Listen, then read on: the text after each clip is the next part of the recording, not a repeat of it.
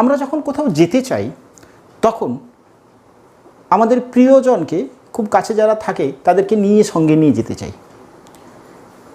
এরকম একটি ধর্ম পদার্থের ক্ষেত্রে দেখা যায়। কীরকম? ধরো একটি টেবিল আছে, এই টেবিলের ওপরে একটি বস্তু আছে, এই বস্তুটা সামনের দিকে গতিশীল হওয়ার চেষ্টা করছে বা গতিশীল হয়েছে। এই বস্তুটা এই টেবিলটাকে ওর সাথে গতিশীল করতে চাইবে ওদিকে। তাহলে এই টেবিলটা ছিল স্থির, একে এদিকে গতিশীল করতে চাইলে এই টেবিলটার উপরে একটা বল প্রয়োগ করবে। কোন দিকে? এর গতি যেদিকে সেদিকে। কোথায়? না, এরা যেখানটাতে স্পর্শ করে আছে সেদিকটা একটা বল প্রয়োগ করবে যাতে টেবিলটা এর সাথে গতিশীল হয়। টেবিলটা কি ছিল? স্থির। সে কি চাইবে? স্থির থাকতে। সে কি করবে? এই ব্লকটাকে স্থির রাখবার জন্য এর গতির বিপরীতে একটি বল প্রয়োগ করবে। এই ধরনের বলকে আমরা বলি ঘর্ষণ বল। অর্থাৎ দুটো কঠিনের মধ্যে যদি আপেক্ষিক গতি থাকে তবে প্রত্যেকের গতির অবস্থাকে বাধা দেওয়ার জন্য তাদের স্পর্শতলে একটি বলের সৃষ্টি হয়, সেই বলটাকে আমরা বলি ঘর্ষণ বল। আজকে আমরা পদার্থের ধর্মের সান্দ্রতা এবং সান্দ্রতা বল সম্পর্কে জানব। এটা হলো দুটো কঠিনের সংস্পর্শ তলে সৃষ্ট হওয়া একটি বল। প্রবাহী প্রবাহী তাদেরকেই আমরা বলি যাদের ক্ষেত্রে স্পর্শকীয় বল প্রয়োগ করলে তারা সহজ প্রবাহিত হয়, তাদেরকে আমরা বলি প্রবাহী। যেমন তরল এবং গ্যাস, এই তরল এবং গ্যাসকে আমরা বলি প্রবাহী। যেমন দুটো কঠিনের মধ্যে এই রকম বল সৃষ্টি হলো, অর্থাৎ যখনই আপেক্ষিক বেগ থাকবে দুটি তলের মধ্যে তখনই ঘর্ষণ বলের সৃষ্টি হয়। ঠিক সেই রকমই প্রবাহীর দুটি স্তরের মধ্যে যখন আপেক্ষিক গতি থাকে, গতির বাধা দেওয়ার জন্য একটি বলের সৃষ্টি হয়, সেই বলটাকে আমরা বলি সান্দ্রতা বল। বিষয়টাকে ক্লিয়ার করি। কি বললাম আরেকবার রিপিট করছি। যখনই কোনো প্রবাহী গতিশীল হতে চায় তখন তার পাশাপাশি দুটি স্তরের মধ্যে আপেক্ষিক বেগ সৃষ্টি হলে সেই গতির বাধা দেওয়ার জন্য একটি বলের সৃষ্টি হয়, তাকে বলে সান্দ্রতা বল। আর যে ধর্মের জন্য প্রবাহীর পাশাপাশি দুটি স্তরের মধ্যে আপেক্ষিক গতিকে বাধা দান করে তাকে আমরা বলি সান্দ্রতা। চলো, ধরো একটা নদীতে জল বয়ে যাচ্ছে, এটা একদম উপরের স্তর। এবারে এর ঠিক নিচের স্তরটা তার তুলনায় কম বেগ সম্পন্ন, তার নিচের স্তরটা আরেকটু কম বেগ সম্পন্ন। তাহলে আমি একদম উপরের স্তরটাকে যদি এ বি বলি, তার নিচের স্তরটাকে যদি এ সি ডি বলি, তাহলে এ বি এবং সিডি এই দুটো স্তরের মধ্যে আপেক্ষিক গতি আছে। তাহলে এ বি চাইবে সিডিকে এগিয়ে নিয়ে যেতে, সিডি চাইবে এ বিকে স্থির করতে। তাহলে এদের আপেক্ষিক গতি বাধা দান হবে, অর্থাৎ তাদের আপেক্ষিক গতিটা যাতে কমে যায়, দুজনের গতি একই হয়ে যায়, দুজনের অবস্থা একই হয়ে যায়, সেই জন্য ওই দুটো স্তরের মধ্যে একটি বল ক্রিয়াশীল হবে, সেই বলটাকে আমরা বলি সান্দ্রতা বল। এবারে প্রশ্ন মনে স্বভাবতই আসে যে এই রকম অবস্থার সৃষ্টি হলো কেন, অর্থাৎ এই রকম দুটো স্তরের মধ্যে আপেক্ষিক বেগের সৃষ্টি হলো কেন। চলো আমরা দেখে নিই। এটা এক্স ওয়াই ধরো নদীর তল, অর্থাৎ একদম যেটা ভূপৃষ্ঠ সেটা কি অবস্থায় আছে? স্থির আছে।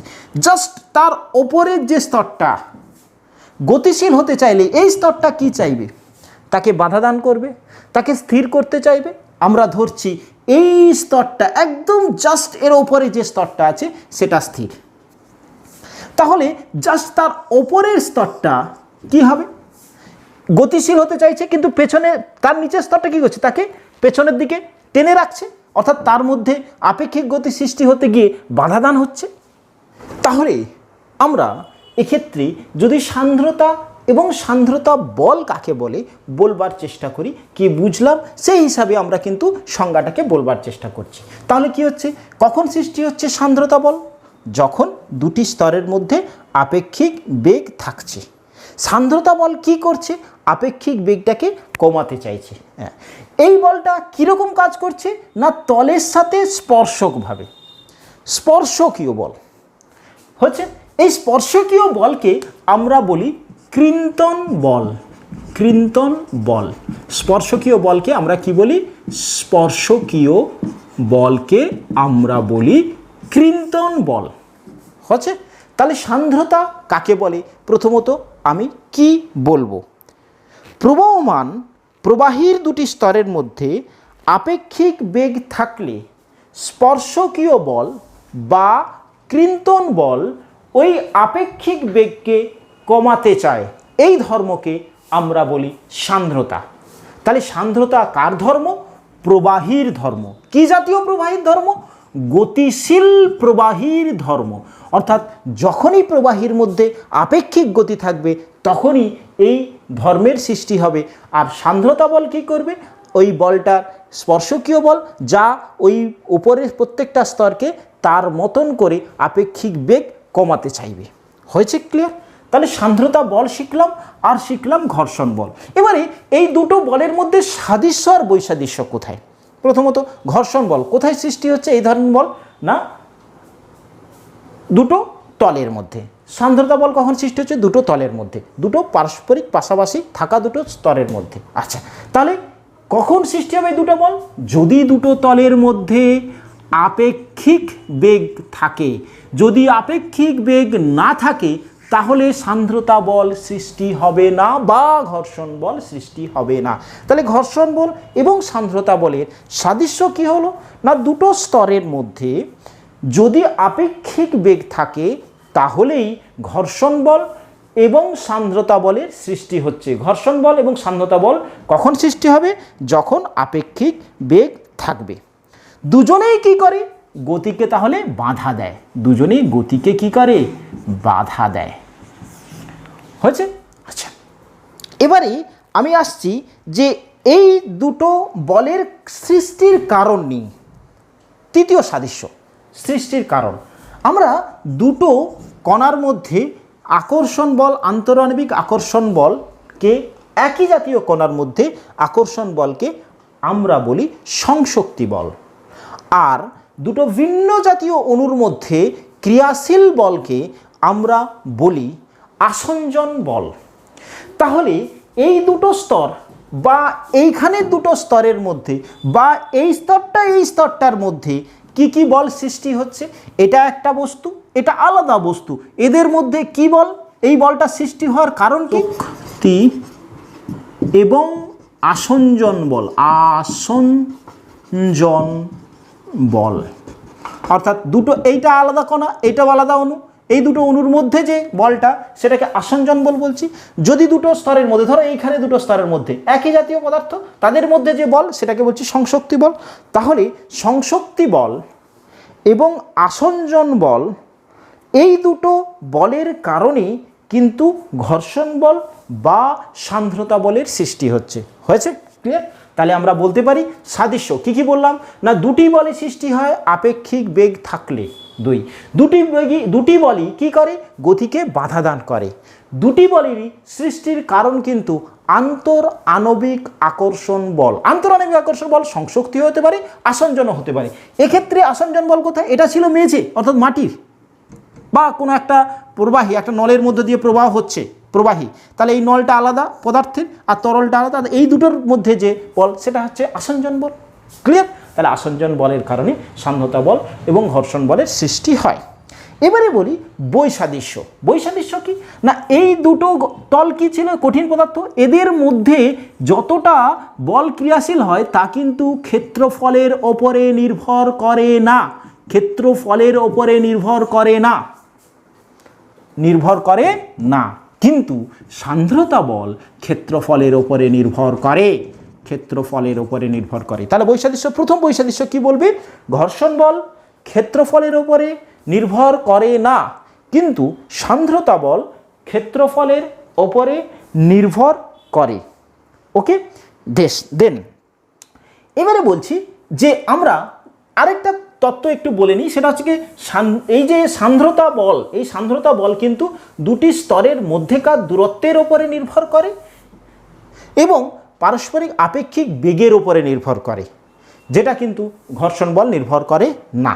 অর্থাৎ দুটি স্তরের মধ্যে আপেক্ষিক বেগ কতটা তার উপরে সমানুপাতিক সম্পর্কে থাকে এবং দুটি স্তরের মধ্যে যতটা দূরত্বে আছে সেই দূরত্বের ওপরে কিন্তু সান্দ্রতা বল নির্ভর করে।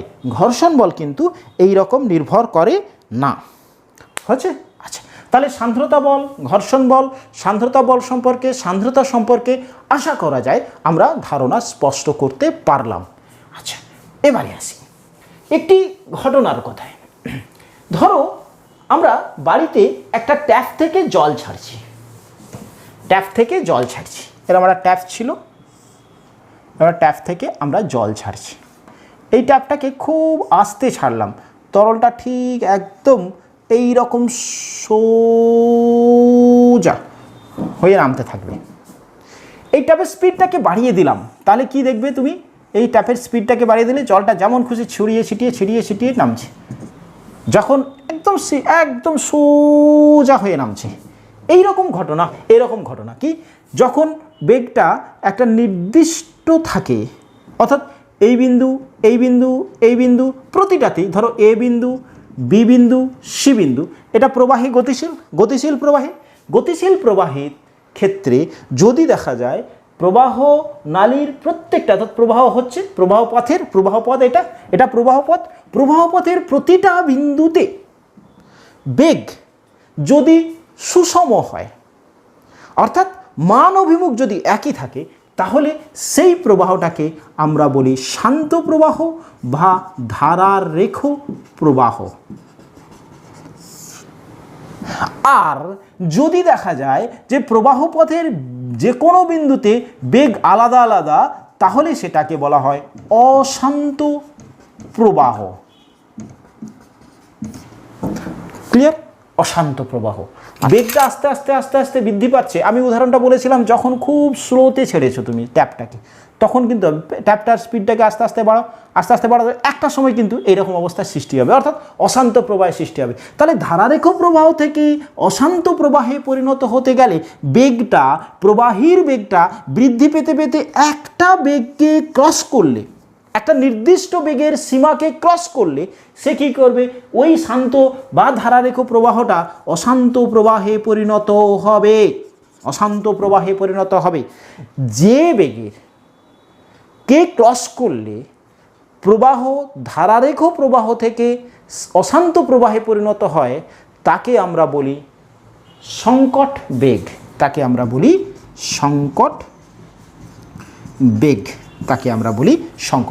ক্লিয়ার?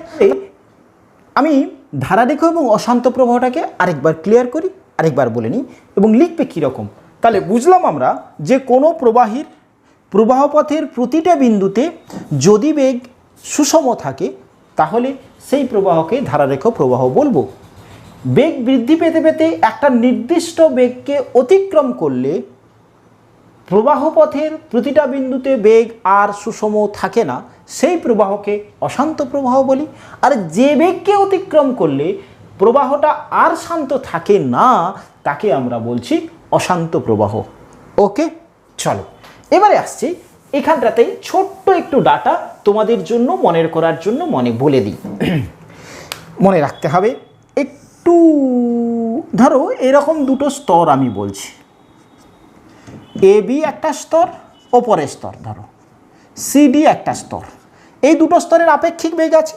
ধরো আপেক্ষিক বেগ, এই কনসেপ্টটা একটু ক্লিয়ার করে নিই। ধরো দুটো বাস একই সাথে চলছে, তুমি আরেকটা বাসে বসে থাকা আমাকে কেমন দেখবে? স্থির দেখবে। যদি বস্তু দুটো একে অপরকে স্থির দেখে, তাহলে আপেক্ষিক বেগ 0। যদি একে অপরকে স্থির না দেখে, যদি গতিশীল দেখে একে অপরকে, তাহলে তাদের মধ্যে আপেক্ষিক বেগ আছে। খুব সিম্পল কনসেপ্ট এটা। যদি দেখি দুটো বাস একই সাথে একই বেগে পাশাপাশি চলছে, তাহলে ওই বাসে যদি আমি থাকি আরেকটা বাসে তুমি থাকো, তাহলে তোমরা এই দুজনকে কি মনে করবে? স্থির। তাহলে দুজনের আপেক্ষিক বেগ কত? 0। আপেক্ষিক বেগ কীভাবে নির্ণয় করা হয়? দুটো বেগের বিয়োগফল। বেগ ভেক্টর রাশি, তাই বিয়োগফলটা একটা নির্দিষ্ট নিয়মে বিয়োগটা করা হয়। যাই হোক, তুমি শুধু মনে রাখবে দুটো বস্তু যদি একে অপরকে স্থির দেখে তাহলে বুঝতে হবে ওদের দুজনের আপেক্ষিক বেগ 0। এই দুটোর আপেক্ষিক বেগ আছে, তাহলে এদের দুজনের বেগের পার্থক্যটাই আপেক্ষিক বেগ। আমি ধরছি ডিভি। ডিভি কি? আপেক্ষিক বেগ। বেগ আপেক্ষিক বেগ, ডিভি আপেক্ষিক বেগ, ডিভি আপেক্ষিক বেগ। মানে কি বললাম? এই দুটো স্তরের বেগের পার্থক্য।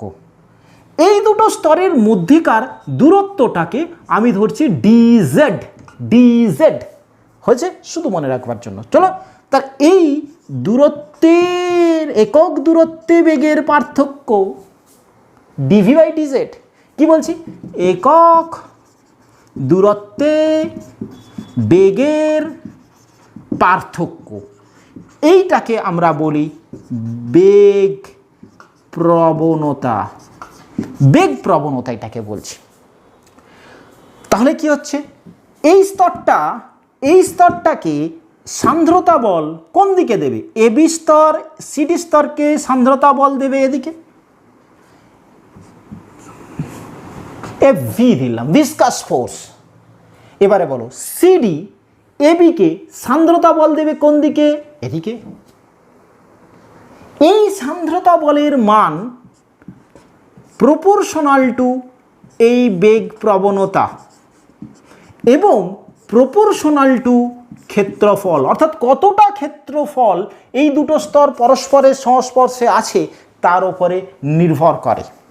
অর্থাৎ F V proportional F D V by D Z. তাহলে F V proportional of A D V by D Z. আমি ঘর্ষণ বল এবং সান্দ্রতা বলের পার্থক্য বলেছিলাম। সান্দ্রতা বল ক্ষেত্রফলের উপর নির্ভর করে, ক্ষেত্রফল বাড়লে সান্দ্রতা বল তাহলে বাড়ছে। আর কি নির্ভর করে? ডিভির সাথে। ডিভি মানে কি ছিল? বেগের পার্থক্য।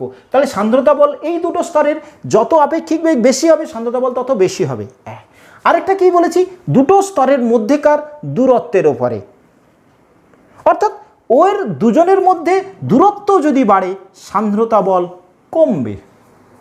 দুটো স্তরের মধ্যেকার দূরত্বের ওপরে নির্ভর করে। হয়েছে?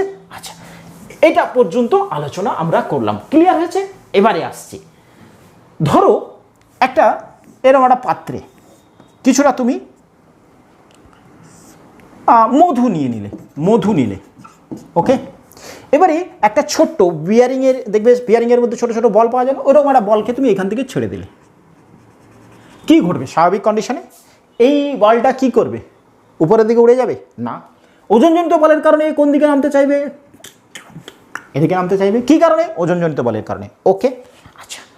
এইবার এই মধুটার যখন অতিক্রম করে এ নামছে, তাহলে এর গায়ে অর্থাৎ এর স্পর্শে যে মধু অংশ আছে সেই মধুটা গতিশীল হবে।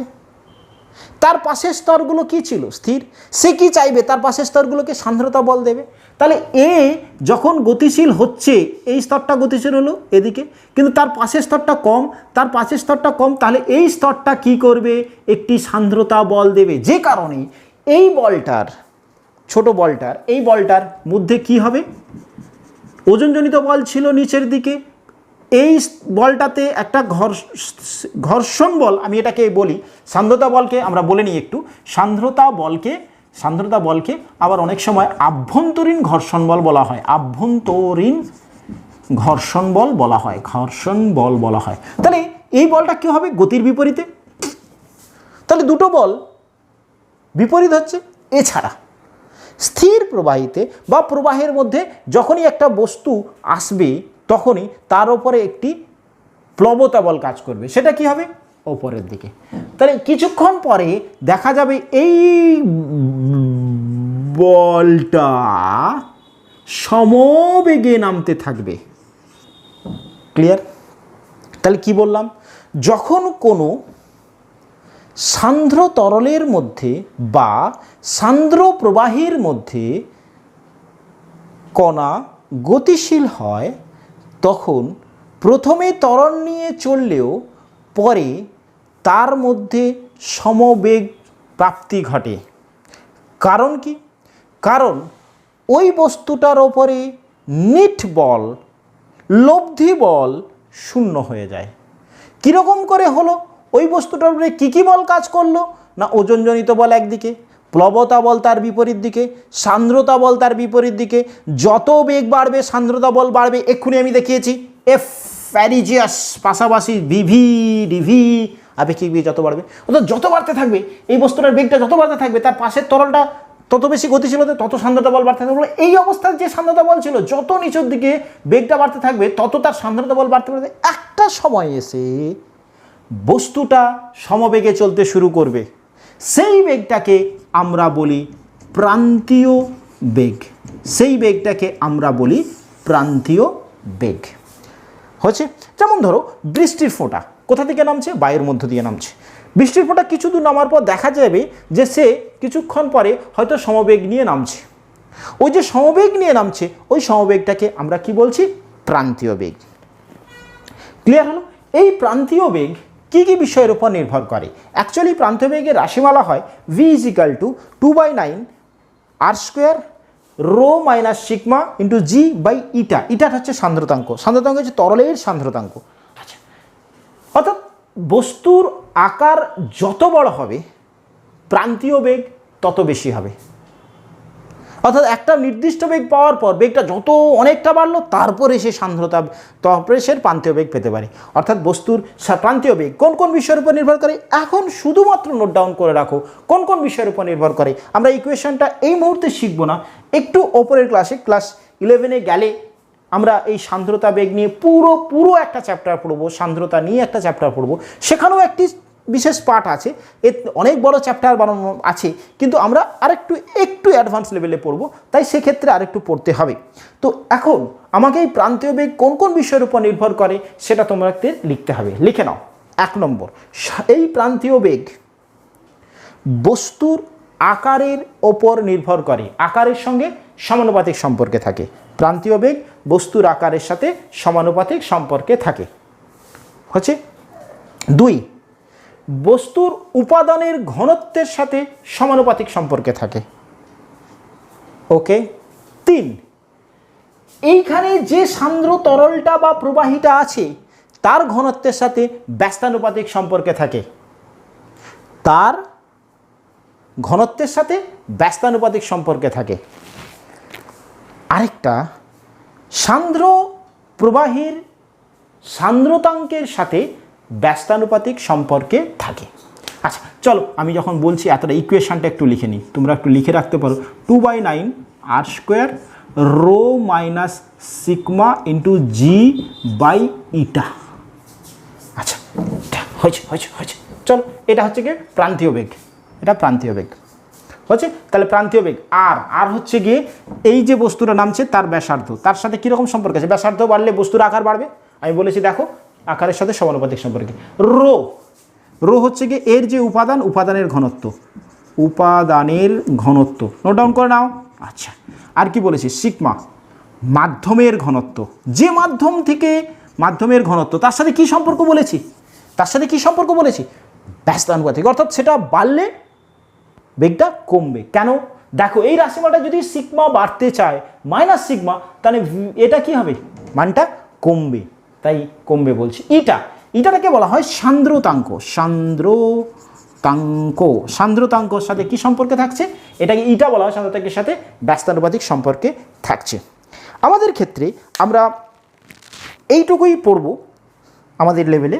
সান্দ্রতাঙ্ক নিয়ে খুব একটা ডিসকাস নেই, আমরা প্রথমে একটা ইকুয়েশন লিখেছিলাম, সেখান পর্যন্ত ডিসকাশন আছে, ওপরের লেভেলে গেলে জানবো। তাহলে মোটামুটি টার্মগুলো শেখা গেল। এটা প্রান্তীয় বেগের রাশিমালা, এই প্রান্তীয় বেগের রাশিমালার এই টার্মগুলো। আরটা হচ্ছে বস্তু যে গোলকটা চলছে তার ব্যাসার্ধ, রোটা হচ্ছে গিয়ে ওই বস্তুর উপাদানের ঘনত্ব, সিগমাটা হচ্ছে গিয়ে মাধ্যমের ঘনত্ব, জি হচ্ছে অভিকর্ষজ ত্বরণ। ভ্যারি করলে ভ্যারি করতে পারে, এটাকে স্থিরই ধরে নিই আমরা গোটা পৃথিবীতে। মোটামুটিভাবে যদি চেঞ্জ হয় চেঞ্জ হবে। আর সিগমা ইটাটা হচ্ছে গিয়ে সান্দ্রতাঙ্ক। হচ্ছে এইখান পর্যন্ত আমাদের ক্ষেত্রে সান্দ্রতার আলোচনা আছে। আমরা পুরো বিষয়টাকে আরেকবার ছোট্ট করে বলবার চেষ্টা করি। যখন প্রবাহী গতিশীল থাকে তখন গতিশীল প্রবাহীর স্তরের মধ্যে আপেক্ষিক বেগ থাকার কারণে দুটি স্তরের মধ্যে একটি কৃন্তন বা স্পর্শকীয় বল সৃষ্টি হয়, যা আপেক্ষিক বেগকে বাধা দেয়। যে ধর্মের কারণে এই রকম স্পর্শকীয় বল বা কৃন্তন বল সৃষ্টি হয় এবং আপেক্ষিক বেগ বাধাপ্রাপ্ত হয় তাকে আমরা বলি বল।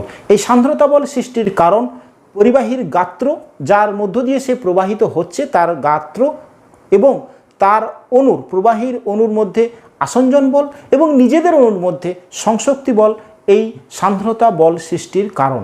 এই সান্দ্রতা বল নির্ভর করে তাদের তলের ক্ষেত্রফলের ওপরে এবং তাদের আপেক্ষিক বেগের ওপরে আর ওই দুটো স্তরের পারস্পরিক দূরত্বের উপরে। প্রবাহীর প্রবাহপথের প্রতিটা বিন্দুতে যখন বেগ একই থাকে তখন তাকে শান্ত বা ধারারেখ প্রবাহ বলছি। বেগ বৃদ্ধি পেতে পেতে একটি নির্দিষ্ট বেগকে অতিক্রম করলে প্রবাহীটা আর শান্ত থাকে না তার বেগ, তখন তাকে অশান্ত প্রবাহ বলছি। যে বেগকে অতিক্রম করলে প্রবাহটা অশান্ত প্রবাহিতে পরিণত হয় সেই বেগটাকে আমরা বলি সংকট বেগ। এটি ক্ষুদ্র বস্তু যখন কোনো সান্দ্র তরলের বা প্রবাহীর মধ্য দিয়ে গতিশীল হয়, একটি নির্দিষ্ট সময় পর তার বেগ সমবেগ প্রাপ্তি হলে সেই বেগটাকে আমরা বলেছি প্রান্তীয় বেগ। ওকে, থ্যাংক ইউ।